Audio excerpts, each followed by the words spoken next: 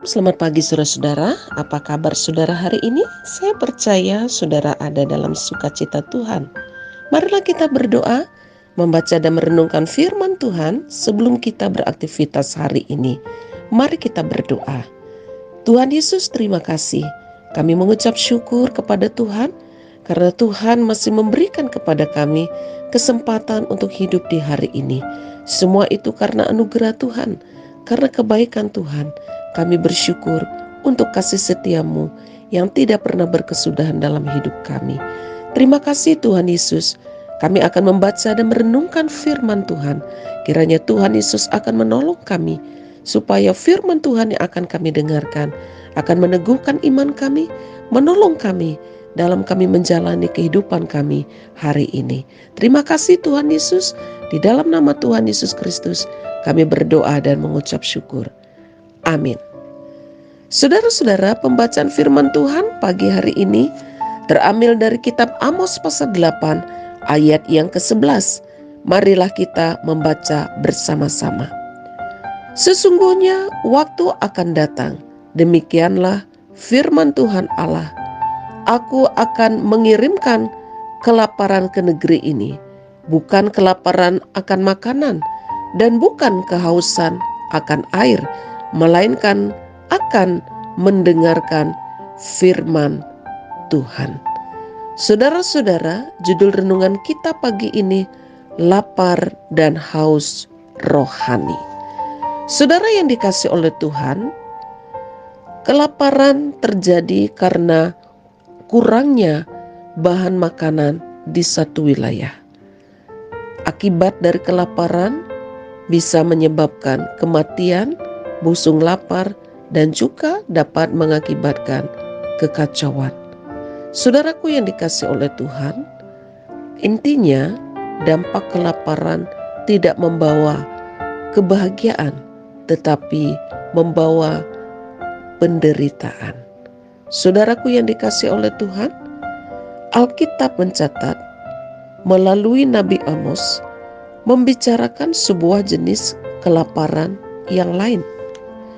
Bukan kelaparan secara jasmani, tetapi kelaparan akan mendengarkan firman Tuhan. Kehausan akan mendengarkan firman Tuhan. Kekurangan akan makanan dan minuman akan menimbulkan berbagai macam penyakit dan kematian. Tetapi saudara-saudara, kekurangan akan firman Tuhan akan menimbulkan dampak yang bersifat kekal.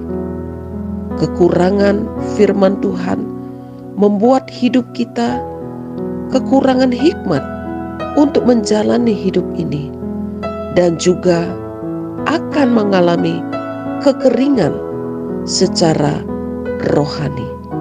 Saudaraku yang dikasihi oleh Tuhan, Tuhan Yesus berfirman bahwa di luar Dia kita tidak akan mampu berbuat apa-apa. Artinya kita akan mati. Alkitab juga mengingatkan kita di dalam 1 Petrus 2 ayat yang kedua, bahwa sebagai anak-anak Tuhan kita membutuhkan air susu yang murni dan rohani supaya kita bertumbuh. Saudara-saudara yang dikasihi oleh Tuhan, akan datang masanya bahwa dunia akan mengalami kelaparan dan kehausan akan firman Tuhan.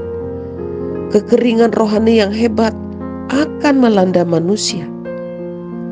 Manusia akan haus akan perkara-perkara rohani dan berusaha untuk mencarinya. Tetapi sayang, tidak akan pernah menemukannya.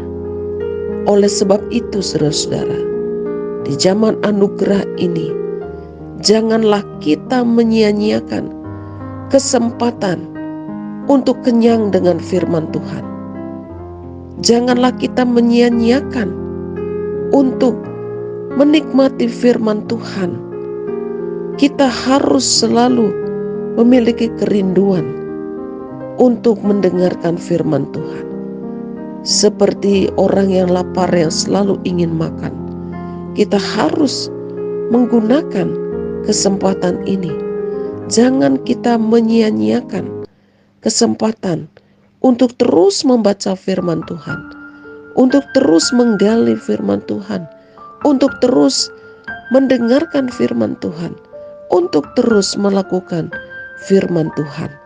Selama masih ada waktu, pergunakanlah waktu itu dengan sungguh-sungguh. Karena akan tiba waktunya, tidak ada lagi kesempatan itu. Jangan sampai kita menyesal. Jangan sampai kita mati secara rohani. Karena jika kita sudah mati rohani, maka kita akan binasa. Dan kita akan terikat dengan dosa dan jatuh ke dalam dosa. Oleh sebab itu saudara-saudara, jangan pernah menyia-nyiakan waktu yang Tuhan berikan kepada kita. Mungkin selama kehidupan kita jarang membaca firman Tuhan. Kita jarang mendengarkan firman Tuhan. Kita jarang melakukan firman Tuhan. Hari ini Tuhan berbicara kepada kita. Marilah kita mempergunakan kesempatan yang Tuhan berikan kepada kita. Karena akan tiba waktunya, kesempatan itu akan berlalu dan tidak akan ada dan tidak akan terulang kembali. Jangan sampai kita mati secara rohani. Oleh sebab itu, rajin dan tekunlah membaca dan merenungkan firman Tuhan. Tuhan Yesus menolong kita melakukan firman-Nya. Amin. Mari kita berdoa. Terima kasih Tuhan, kami mengucap syukur untuk firman-Mu pagi hari ini. Tuhan Yesus, tolonglah kami supaya kami dikuatkan dan dimampukan untuk terus tekun membaca firman Tuhan, mendengarkan firman Tuhan, dan melakukan firman-Mu. Terima kasih Bapa di sorga. Tolonglah kami supaya kami tidak menyia-nyiakan waktu dan kesempatan yang Tuhan sudah anugerahkan bagi kami. Terima kasih Bapa di sorga, pagi hari ini hamba berdoa menyerahkan seluruh kehidupan jemaat Tuhan, jemaat GKO Salafidi Sentani, dan juga saudara-saudara kami yang sudah dengan setia ambil bagian dalam renungan setiap pagi. Ya Tuhan, kiranya Tuhan akan menolong dan membimbing kehidupan kami hari ini.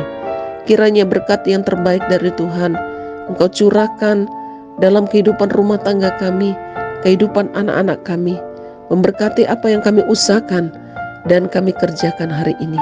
Kiranya Tuhan akan memberkati seluruh kehidupan pelayanan kami.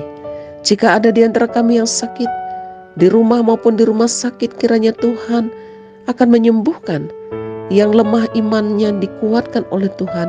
Yang sedang dalam pergumulan, Tuhan akan memberikan kekuatan dan jawaban tepat pada waktunya.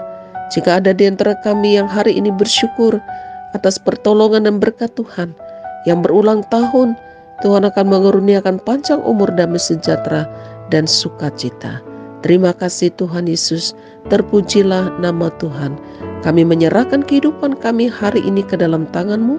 Di dalam nama Tuhan Yesus Kristus kami berdoa dan mengucap syukur. Amin.